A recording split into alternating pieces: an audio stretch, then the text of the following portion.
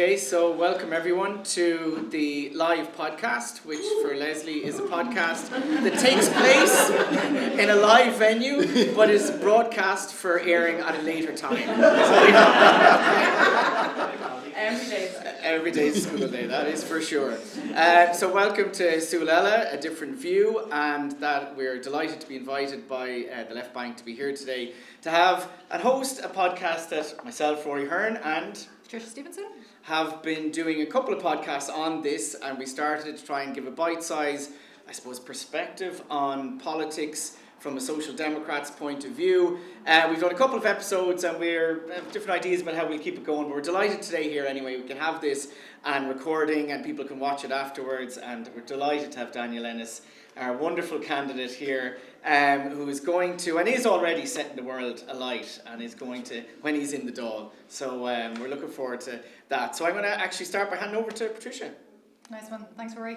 A lot of people here this evening will obviously know Dan, but for everyone who might be watching or listening, Dan, it'd be great to hear a little bit about why you got into politics firstly, but maybe before that we'll just touch on how is the campaign going for you? Yeah, the campaign is just incredible, Patricia. Many people in this room here have been out canvassing today, let alone across the last, since January. We're out since January. The energy, the positivity around it, that's the candidate I hope I am, and it's that's being replicated on the streets and on the doors. I think we've had up to 12 or 13 different branches from right across the city and right across the country. How can you not be inspired by that? I always say we have some of the most passionate, visionary people as reps and as members, and I feel like I'm just a spearhead for this campaign. I'm carrying the weight of the party, but I'm being pushed, by so many members again around this room, and just the word I keep using is energy. The energy behind it. Again, I hope I'm that candidate that will keep that energy high. It's everything I am. It's coming from a place where I'm always going to have that energy because of the passion that I have for the job and for my city. But I'm being carried. I'm being carried by the membership, by the reps. Today, close to 50 people out with Rory and Shorthall, the founder of the party. How can you not be inspired? And again, I'm very, very proud to be our by-election candidate for Dublin Central. Well, I think we're very proud to have you, and it's very easy to get behind a candidate who's so down to earth and charming and just really normal and sound. You've got no pretense about you, and that's such a nice quality. So I think everyone in this room would agree with me that it's just very easy to back and support someone who is, I hate the word authentic because it's overused, but that's what you are. Do you know what I mean? You really are who you see. What got you into politics? Obviously, you haven't been doing this forever. So, why did you get into politics, and why in particular did you think the Soc Dems were the party for you? There's a couple of different reasons. One, straight away, a lot of it is on reflection, why I was thrust into politics. But immediately speaking, it would have been the Says No movement in my community. I seen what was happening there and I couldn't accept it. I seen some of the faces on those protests who I know are not racist. I know they're angry. I knew that they were afraid and further on misinformed. But I couldn't accept that there was people outside a building, an iPass centre, were people's homes. Their office blocks, they were people's homes. And people that were living in there were involved in my club, in particular the children. And there was one night where the protests were really bad, and we had a training session in the heart of East Wall. And I had to walk kids around by that protest into their homes, and some of the things that were being shouted, it was crazy. So that was what, I was indirectly fighting the Says No with the football club and with the integration we were doing, the inclusion piece, and just being a place for anybody, even some of the parents getting involved, coaching. And then on the second piece, when I suppose entered politics and I reflected on why I am somewhat of a leader in my community, whether it was with the football, it was because politics has shaped my family and my community for all the wrong reasons and in all the wrong ways. You look at the neglect of Sherry Street, where my family come from. I've looked back on RTE documentaries in the 50s, 60s, 70s, 80s, 90s. All my family is featured throughout that, and nothing has changed. It's almost like it's a social experiment. And they know what the problems are, but they won't fix it, you know. And that's down to your Fine Gaels and your Fianna Fáils, who have been using our area as a PR stunt for generations. And like, I go back to my family, and what happens when I've seen neglect up close, and what that does, it leads to poverty, and what poverty leads to is crime, addiction, then you have the trauma, then you have the multi-generational trauma that we're still living with. You know, I've a family member who was the same age as me, it's currently in prison now, you know, and that is the North Inner City. You know, I carved a positive path because of the parents that I had, because of the opportunities that were given to me through sport, and I wanted to give that back, and I took on the running of the club after my dad passed away, and that was working with young people around crime prevention, I suppose community safety, but through youth diversion, crime prevention. And I was working on, I suppose, looking at the community's needs, firstly around sport and how important sport was, but we hadn't got a full-size football pitch. We still haven't, mind you. And it's coming to the fore now with the amazing story of Troy Parrott. But I was working on a multi-sport, multifunctional community complex because we had no changing space for girls that were at our club, and we had no access for a parent that was in a wheelchair up on our pitch on the Alfie-Bourne Road. For 7 months of the year that the pitch is called off, and it's a cabbage patch, effectively. So I was looking at those needs, and I wanted to get everything that was positive, or a positive influence for me, under the one roof of that sports complex, so a community hub almost. And I stood me back to the keys, and I looked towards Fairview, the schools I went to, the football clubs I played for, the youth clubs that I was a part of, and I wanted to house them all into one building. And when I looked at those, they were all safety nets to me. And I said, look, if we bring all those safety nets together, how many more Daniel Ennis could you save? How many more Troy Parrotts could you save? And it's not about the elite side of sport. It was about, they are the ultimate youth diversion programme. And I was working on that. And of course I reached out to our reps, our councillors and our TDs. And I laid on like a viewing on the hill on the Alfie-Bourne Road. And of course, we had Gary there, we had our other TDs, and of course it was a cabbage patch. It was middle of January, a freezing cold night, and I'm staring with everybody into the distance. We had architects, we had Kelly Harrington there, Emma Brennan, and I'm explaining this sports complex that's going to be there in a few years, and again looking out and staring into the abyss almost, selling it, you know, and knowing that we're going to get this, probably pie in the sky at the time, but so Gary says to me, he said, Dan, who organised all of this? You know, I says, Gary, look, it's your 15 minutes. We're after giving you your spiel and your pitch now. Like, Mary Lou was on next door. You know, someone else is on next. Before I was a social democrat, mind you. But so Gary says, look, will you meet me tomorrow? I'm like, yeah, Gary, of course. But I'll be telling you about the Alfie-Bourne if I'm meeting you. Like, we're not talking just as mates. And I met him the next day, and he said, would you run in the local elections? And I says, I didn't say the local elections, he said, would you get involved in a political party and would you get involved in politics? And I laughed. I said, absolutely not. And he says, no, bear with me. And I said, Gar, no, like, look, what advice you give me about the Alfie-Bourne? Like, again, I'm focused on what I'm doing in my community, with my club. And again, I was working in Tallow, like I had a career, I suppose. And he says, no. He says, Dan, trust me. He said, I come from a similar background to yourself, no political background or ties politically to any family members or anything like that. And he says, I think you'd be brilliant in politics. And again, still said no. And I went away, and I reflected on why I said no straight away to Gary, and why I said no to someone who said you will be great in politics.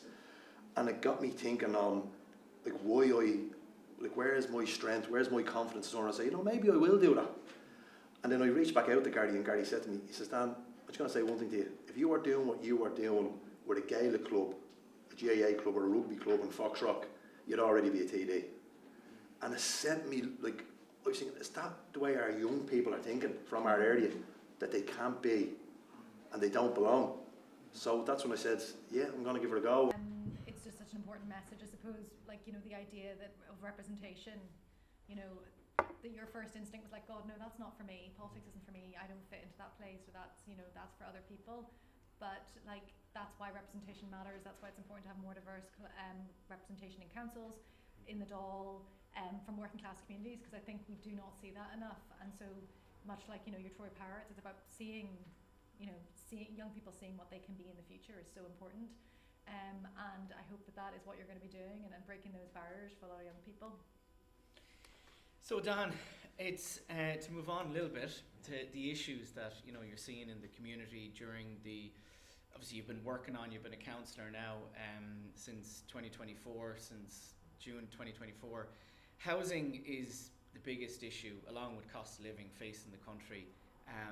As the Social Democrats, we've, you know, put housing as one of our key priorities, and the issues we've been pushing in the Dáil and different proposals around that.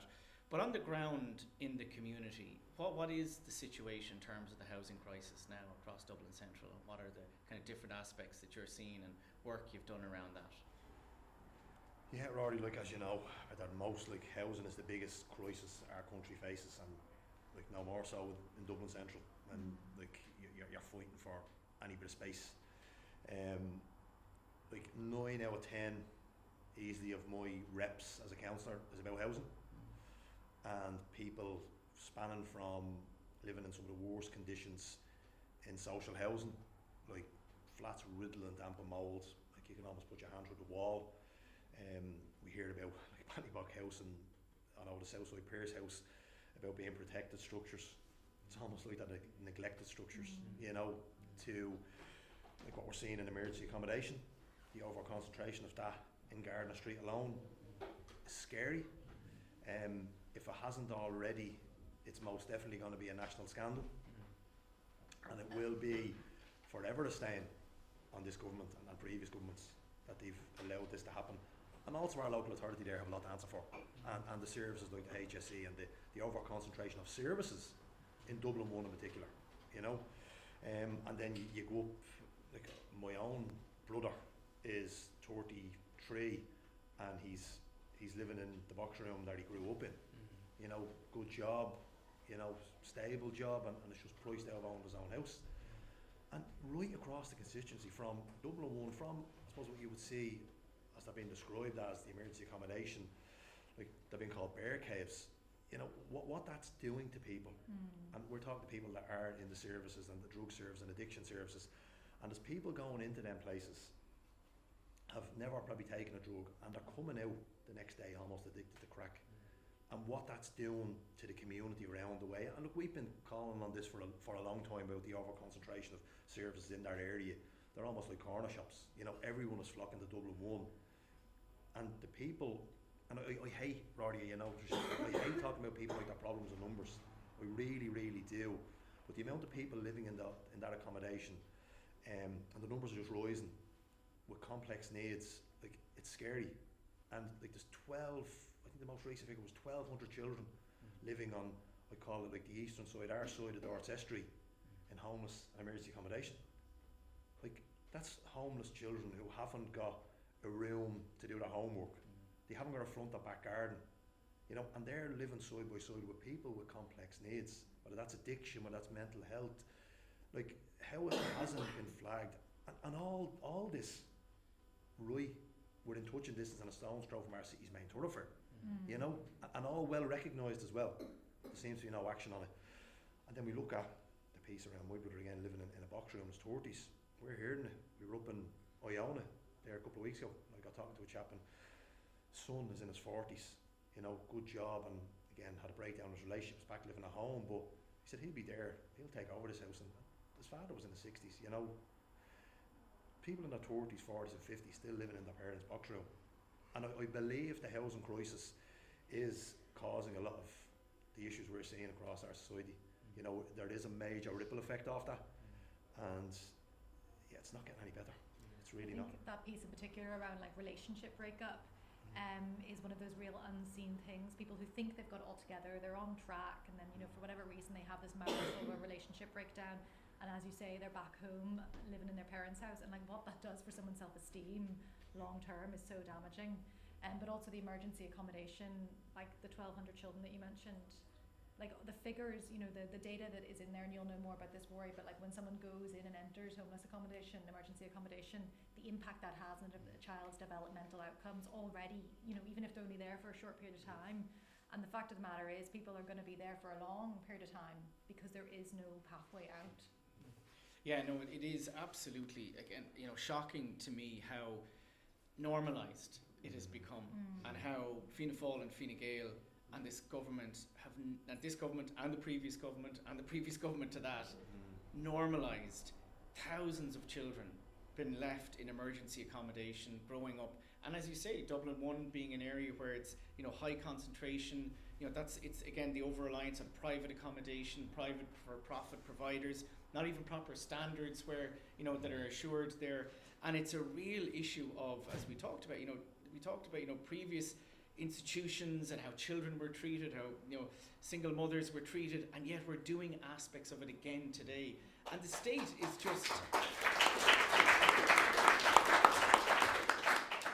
but it's something even, I just think it strikes me is the lack of compassion and care in our government, because the council in reality is just doing what it can in the middle of a crisis. Like, it is stretched, it has been lumped with this, and I can't get over how they've allowed, I think we were looking at the figures, I think it was 8,000 evictions in Dublin alone last year. 8,000 households issued notices to quit. And where are they to go to? Like, the rents, what are the rents been charged? Real estate funds, the main housing been built in Dublin, in the area. Where is the affordable housing that people can buy for your brother and so many people? And that's, I think, something maybe you could outline for you. Kind of, what do you feel are the key solutions that we need around housing? What are the changes that are needed? Yeah. So, like, most definitely, as you say there, it's properly funding our local authorities straight off the bat. Like, we look at the Taoiseach's task force, and if we are taking this on the Dublin 1 point and our city centre and the communities within it, like, one of the points is the retrofitting and upgrading of the flat complexes, and bringing to a standard that it's just livable. In those 10 big moves, I've no doubt that's going to be point 11. That's going to be the very last point that even makes it in. Like, that's part of it. Bring it to a standard where when people first moved into the flats, that they were good, people wanted to live in them. Like, if you have flat complexes that are riddled in damp and mould, what does that do again to the young people or the people that's living in it? Huge health impacts. Straight away. And then what's to do when, like, your rents are being increased, and you can't even get a hold of maintenance for the most basic issues. Again, feeds into that anger and that frustration, and but building public housing on public land, like, we see it, like, we know the benefits of that. Like, what social housing for a lot of people, even my own fiance who comes from social housing, like, that was a crutch for her parent. That gave her parent the support to support her. And Chloe, my fiance, like, again, is a good byproduct of a good social housing scheme. But at the moment, we know, like, Leslie, yourself, the area you represent, we're not seeing or hearing those stories. All we're hearing is, like, we can't get the most basic issues fixed in our social housing. That's let alone the health impacts that it's causing through the damp and mould. Like, our complexes are in rag order. Like, they really are. And the council are now raising the rents on these monstrosities, these things they're crumbling down around people. How can you not be angry by that? So, like, there are solutions there, and as Social Democrats we bring solutions, but like, our local authorities, funding our local authorities to the degree that they can turn around voids quicker. They can upgrade and retrofit the flat complexes where frontline workers can access them and want to live in them. And then the over the shop living as well in the city centre, like, that's not only has to be done, but that also leads into that proactive policing around your city centre as well. Like, the Taoiseach's task force outlines a lot of things you have to do. And I don't disagree with a lot of the points in it. Again, best part of the points are going to be undertaken by the council, but it has to be backed financially. And the governments are showing their lack of care, their lack of understanding for the housing situation, but also their empathy for people living in social housing, like, and the, I suppose, the respect that they have for our local authorities. Yeah. Like living in flats, obviously large parts of Europe live in flats. They can be very successful flat accommodations that work really well for people, but a big part of that is obviously the amenities, the public amenities that come with that. So like a successful housing flat complex will come with space outside, sports facilities, playgrounds. What kind of is that? I suppose, I know you've talked about your work in that area, but like where do you see the gaps and how is that impacting what it's like to like raise a family and be a child and a young person in Dublin Central?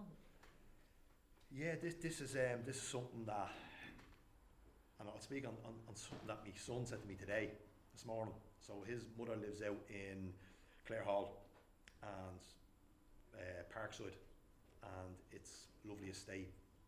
The amount of green spaces, it's great. I love that. My son has a second home out there. And he came in this morning and he says, "Daddy, where are we going today?" And I said, "Well, we're going to go around to the pitch and we're doing a community clean-up." And he said, where do we play then when you were out canvassing? Because the pitch is a little bit further away. I goes, "Well, you can play out on the road." He said, "But Daddy, that road is very busy out there. Like, there's nowhere to play." And it really hit home with me, because I am screaming about free, informal play space. I'm screaming about how important it is. And now it's hitting me personally. I know as reps we're always taking stories from our constituents and drive for change, and our drive is being shaped by those stories, but that's my story there that happened just today. But you look at the North Inner City, again a part of Dublin Central, it is aerially, when you look at it, the greyest area in the country. It's the lack of green space. Lack of green spaces, lack of play space, and the negative effect that has on you, like physically and mentally. And not only that, the play spaces that are there are now at threat of being taken away, especially around Dublin 1, and to the point again of emergency accommodation. These kids have no front or back garden. So those play spaces are actual lifesavers for them. They're where I first had my interaction with community. When I first seen my dad playing sport on a concrete pitch, not even a green space, and they're being taken away. Like, these are the spaces that shape our young people, whether it's friendship, whether it's resilience. It's where the community comes together. Like, we're screaming about initiatives around integration, yet the local authority are taking away spaces that are bringing people together. Like, it's crazy to me. And then we look at the whole sporting element, and sport, again, I have a sporting background and I'm football bad, but I know the importance of it, and it is the most powerful tool we have to bring people together. One of the most powerful tools we have around youth diversion, community safety in the medium to long term. And if we look at the elite side of sport, and we look at Dublin 1 in particular, we've Kelly Harrington that came out, we've Troy Parrott, we've Graham Burke, we've Keith Tracy, and I mean, like, you can throw a stone and hit one of their houses like in 5 directions. Pierce O'Leary, recently world champion, from the North Inner City. And we have no full-size sports pitch in Dublin 1, right, which is crazy. We look at the IFSC and the money that runs through it. Crow Park, again, the home of sport in our country. And in the shadow of Crow Park, where I live, my little fella and his friend DJ are kicking the ball off a wall in a car park in the shadow of Crow Park. It's the disrespect our communities are shown, and even with the recent development on Portland Road, like, we know the need for housing in our area, but we know the need for stronger communities, and we know the fixes, and we know where we went wrong. And if the history of the North Inner City and the history of Dublin Central as a whole tells us anything, it's a history of bad planning. And as a Dublin City Councillor, like, I can't stand over something that's not going to make my community stronger.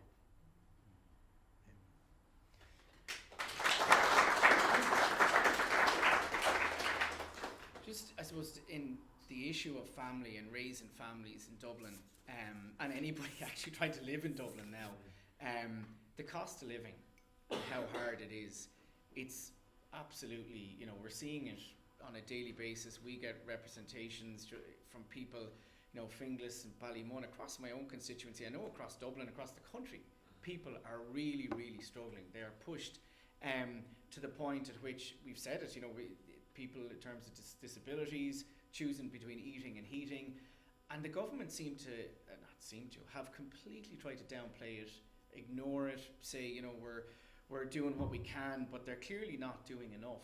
In terms of that cost of living crisis, in terms of how bad it is for people, like what are you kind of seeing and experiencing? Because I think there's a certain amount of gaslighting going on by the government, trying to say, there was a cost of living when prices increased, but after the Ukraine, the Russia-Ukraine issue, but it's gone back down again, and they weren't sustainable. Of course, all the measures they brought in, completely coincidental just before the election, that they bring in all these measures and then remove them, completely cynical. But in terms of that cost of living crisis, what are you seeing on the ground? Yeah, like the phrase that keeps coming to mind, and coming up on most doors right across the constituency, from Dublin 1 right up to Cabra-Glasnevin and Drumcondra, is why is it so hard? And again, Ireland sort of shouldn't be this hard. Can I just say as well, like you mentioned, it's a whole range of different places, and it's hard now for everyone. There's communities that maybe it's always been difficult for because they've been marginalised and because they haven't been supported. But I think the difference now is, like you've just mentioned, a whole load of diverse communities, and everyone is really struggling. Everyone was saying that, like right across the board, like right across the constituency, and again, like Dublin Central, as you know, like we've some of the most disadvantaged areas and some of the most affluent areas, in the city, in the country. But that's what keeps coming up. Like even my own experience, like at the end of the week, and you're doing the shopping, you're looking in the shopping basket, you're saying like, well, I'll put that back, or this week we're shopping somewhere else, or sure we do it every week, but let's run into 10 days. It's everyone is saying the same. We look at like childcare, for instance, and I know my own experience with childcare, and wrapped into that cost of living, like I'm paying ultimately a small mortgage for childcare, and that's coming up, like Rory, where you're living yourself in Marino, was coming up around Fairview, and that's even if you're lucky enough to access childcare. But that cost of living right across the board, like I know there's an elderly person that I'm representing, and again wrapped into the rent increases, and as he said, it's like that's me now with the rent increases, like I won't be able to heat my home. So like hopefully the good weather picks up. This type of stuff, like language that's being used, like aren't we lucky and I'm blessed, and I hope the weather picks up. It shouldn't have to be that way. We should be supporting our most vulnerable, but people right across the board with targeted measures at that as well. Not just before election time and it's a jolly up for everybody, and even the more well off are getting their chunk as well. We need targeted measures, and in Dublin Central, like right across the board, as you mentioned there, everyone's feeling it. Everyone is being squeezed. You might want to talk a little bit, obviously in the Dáil a few months ago we had a motion around the whole trying to address the price gouging thing, because I think a lot of people are feeling that at the moment, that there are people making money at the moment. It's not that, we know the investors are making a lot of money in the accommodation crisis in Ireland, but also the price gouging in supermarkets is another huge thing. Yeah, and I think, like again, for the Social Democrats, we've put forward that motion in the Dáil around both the winter emergency payment for disabled people and an emergency cost of living targeted energy credit. And I think that we have been also highlighting, and Padraig Rice is here as well, issues around the health service. And our whole point is that as Social Democrats, there are so many parts of our economy that the state could be providing public services. You mentioned there childcare, healthcare. Universal healthcare would mean, for example, promises around the GP care for children, making it free to access GPs. It's still stuck at 8. Do you know what I mean? 8 years of age. As soon as the kid turns 8, you have to pay GP fees. That there are so many aspects of our public services. Education. We'll be talking about the SNAs and additional needs, and so many people have to pay privately for accessing therapists to get assessments of need. There's so many areas that our economy and our society is structured that isn't actually a social democracy. Yeah. And I think what's very frustrating is Fianna Fáil and Fianna Gael claim, we're this kind of economy that has a society as well and supports society, but it's not a social democracy. It's absolutely not, and people are charged, and that cost of living, childcare, housing, healthcare that in other countries people access for essentially free or very, very low cost. Here it's having a huge impact in terms of that cost. But to the price gouging one, that is another one that there is huge profit and price gouging going on. You talked about supermarkets, and we haven't seen government action, to address that. And I think that's somewhere as well the Social Democrats have been pushing. But it's something that really needs to be, I think, put centrally in terms of the campaign as well. And at the election, it's going to be interesting to see kind of what are the issues that are going to come up and push the campaign and decide that. But I think there was other issues we wanted to move on to, and I'm conscious of our time as well. You Unfortunately, just prompted me to think of something around the kind of you've mentioned obviously the GP payment that Padraig's been doing a lot of campaigning on, childcare. But it's because all of these little individual things or services that we need or provisions that we need in our life are privatised, and they all go up in their own little sectors. They go up, and then it's the additional, because there's no oversight, because they are privatised, because they aren't public services. So they all go up in their own accord. And the people involved in those things will say, look, we have to because of ABC, or we've got rising costs in this, or it's insurance costs perhaps for a youth club or whatever, and they all go up incrementally. But for the individual who's making those payments, that is huge every month, and it's that. So that's the failure. It's the failure that nothing is public. And coming from the north, down here, it's free childcare for kids who are 8 or under. Oh my God! It's just the fact that we're not up in arms about that we're not marching in the streets about the children under 18 and younger aren't getting free childcare. That should be the bare minimum in a society which has so much money, or so we're led to believe. Yeah. And again, I make the point over and over. They had no problem giving over $1 billion in tax cuts, to developers, to investor funds in the budget. And then Micheál Martin gets up in the Dáil and goes, when we ask for the emergency disability payment, it says, well, we have to be very careful. We need our measures to be fiscally sustainable. And you're going, fiscally sustainable. There was no question of fiscal sustainability when it came to, $500 million in VAT cuts to developers and investor funds for apartments that were already been built. It's just, sometimes they're... It's gaslighting. Absolute gaslighting. Yeah. Absolute they gaslighting. They are kings and queens of spin. Absolutely. And I suppose that vision for Dublin then, Dan, what is your vision for Dublin? So my vision for Dublin is a aside from turning it into a giant all-weather football pitch. No, that's just going on all the roofs. That's going on all the roofs. But look, my vision for Dublin is a fairer Dublin.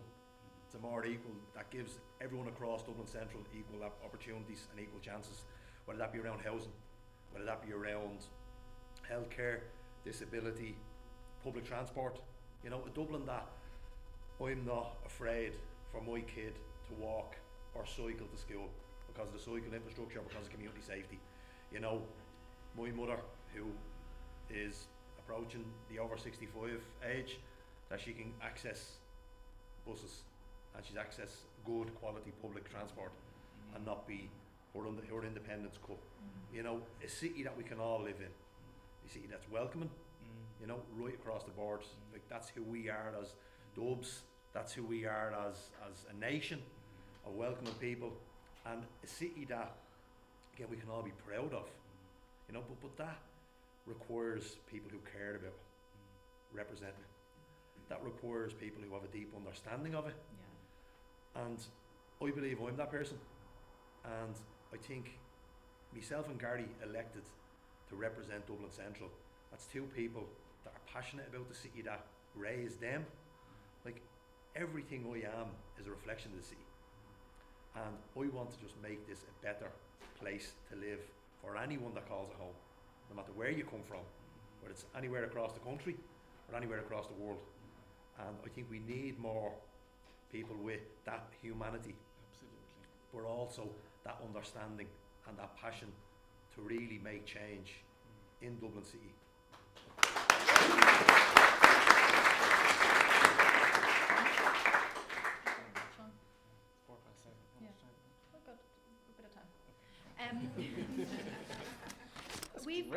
Rory and I have used the podcast to talk about some of the kind of biggest issues that have been coming up at any given time, and while it's not necessarily a live issue at the moment, I think it is going to be over the next coming months, and that's the Ireland-Israel, and it links to you because obviously you're a big football head. But the Ireland Israel, in case it wasn't clear to anybody. Bang on the room. money there. Exactly that. You know, and you've done a lot around the Palestine activism as well, you know, and trying to campaign for some actual credible action on that. What do you think, I suppose, about the draw, as someone who's so heavily involved in the football space and the soccer space? So, you know, not just from kind of, I suppose, armchair, like myself, I'm not, for shame, I'm not heavily into the soccer. Sorry. But you know, as someone who is embedded in that, what's your perspective on it all? Well, straight away, like we shouldn't be playing that game. Like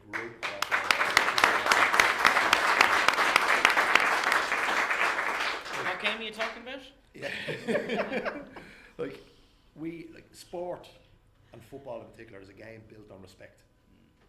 And how can you stand shoulder to shoulder with a country that's representing a regime like that? Yeah. You know, that's slaughtering men, women and children, like, you know, absolutely right across the board. We should not be playing that game. We should be standing up and calling out and showing it for what it is, and showing Israel for what they are. And like we look at sport and what sport is. Like they say you shouldn't mix politics with sport, but it is. Like, It is, yeah. by playing this game is as much a political choice and move as not playing it. Absolutely. You know? And like, I'm trying to get in me because again, I played a little bit of football and like, Just a little bit. You wouldn't know, but I have a friend who's a former international footballer, and I try and think back to when they were playing and how politically engaged they were. But how can you not be politically engaged or understand what's happening in Palestine? Yeah.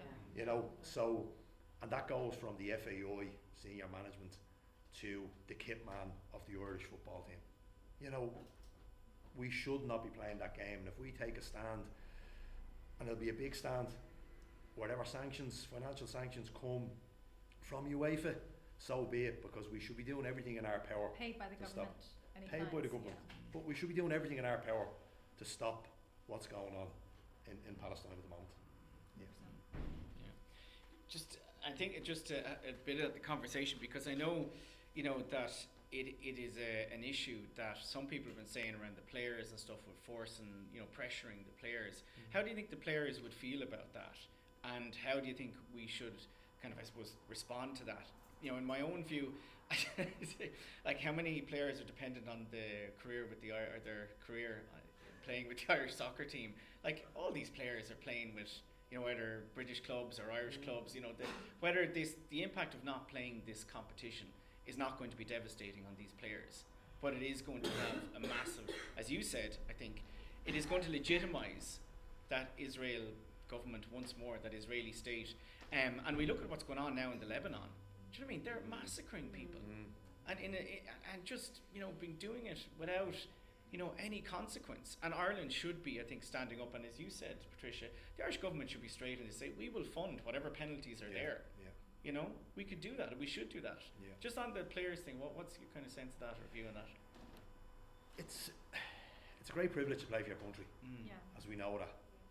You know, and I don't think the decision should be with the players. I think it should be the FAI stepping in, and the umbrella being the Irish government should be stepping in and Taking it out of blanket their call hands. off on this. Like, it should be. It shouldn't be on the players. You know, again, it's a great privilege to play for your country.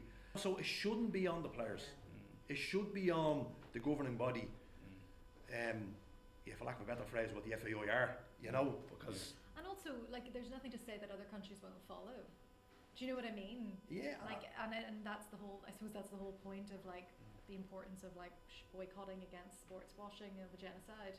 That if Ireland takes a stand, other countries may indeed follow, and that's the power of it, isn't it? yeah, absolutely, and us being the force to do that, and holding power to account as we have done, and being that voice for peace and the oppressed people right across the world, because we were once were, like, can you imagine how powerful that statement would be, you know, and again, going back to that point, doing everything in our power to stop this.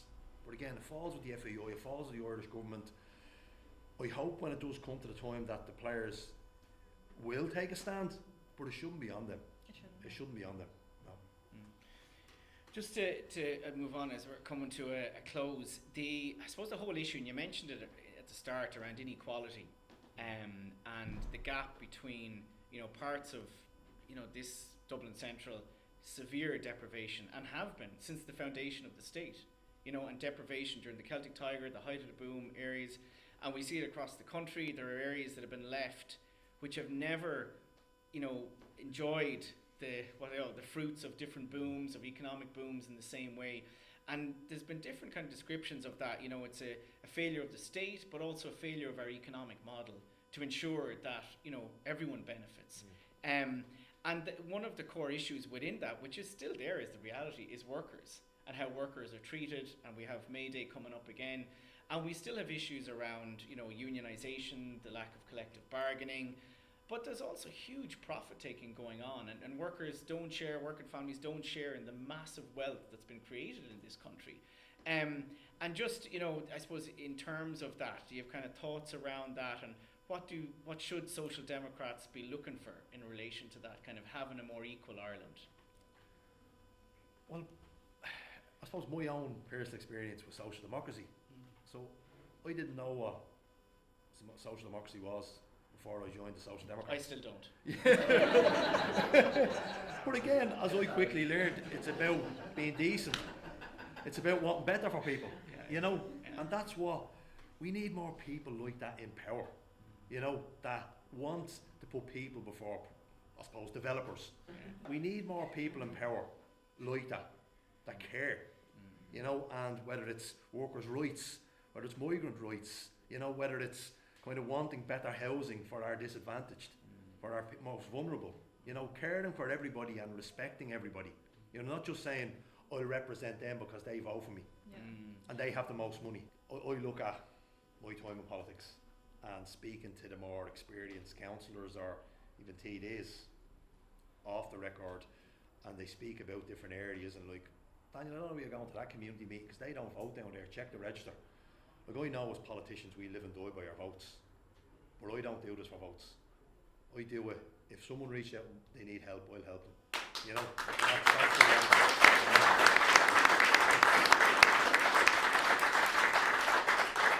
and it's building up that trust that, like, there's parts of our community that I know have been at the forefront of those anti-migrant protests, and people I know who I grew up with, and people who, to be honest, like, almost walking into their front garden with a helmet on, knowing that I'm going to be better around the place because of my views and it doesn't align with theirs.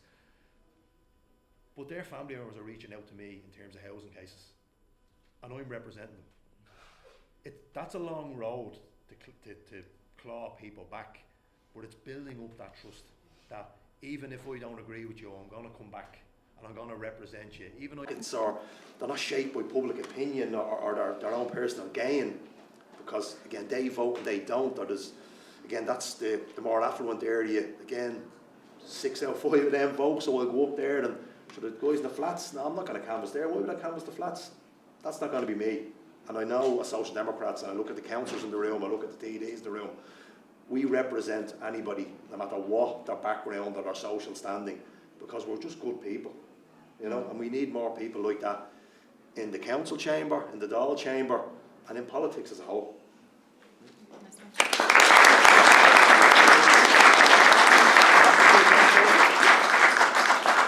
a bit static because we obviously are recording, so we're speaking to our future viewers as well as the people in the room.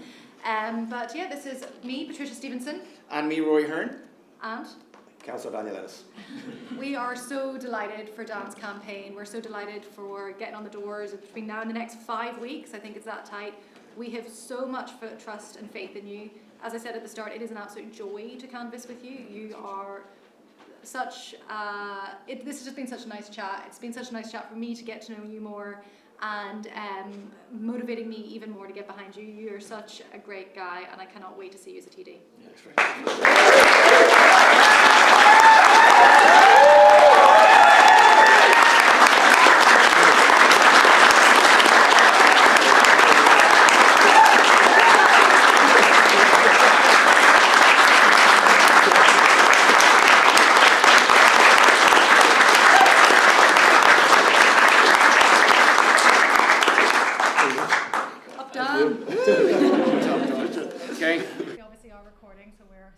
to our future viewers as well as the people in the room.